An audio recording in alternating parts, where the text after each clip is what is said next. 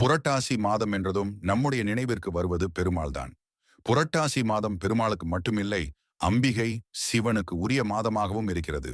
இவ்வளவு சிறப்பு வாய்ந்த புரட்டாசி மாதத்தின் முதல் நாள் எந்த முறையில் வழிபாடு செய்தால் அனைத்து தெய்வங்களின் அருள் கிடைக்கும் என்பதை நம்முடைய முருகன் ஆராதனை சேனல் வீடியோவை முழுமையாக பார்த்து அறிந்து கொள்ளுங்கள்.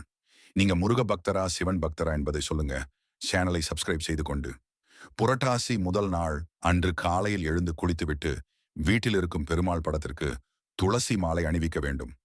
மற்ற தெய்வங்களுக்கு வாசனை உள்ள பூக்களை வைக்க வேண்டும். நெய் தீபம் ஏற்ற வேண்டும். துளசி தீர்த்தம், பால், கற்கண்டு, பானகம், சர்க்கரை பேங்கல், பாயசம், வடை ஆகிய நெய்வேத்தியம் படைக்க வேண்டும். ஓம் நமோ நாராயண நமஹ என்ற மந்திரத்தை 108 முறை கூற வேண்டும். கடவுளுக்கு சாம்பிராணி மற்றும் கற்பூர தீபம் காட்டி பூஜை செய்ய வேண்டும். உங்களால் காலை நேரத்தில் பூஜை செய்ய முடியவில்லை என்றால் மாலை 6 மணிக்கு பிறகு செய்யுங்கள். இப்படி வழிபடுவதால் பெருமாள், சிவன், அம்பிகை போன்ற மூவரின் அருளும் கிடைக்கும்.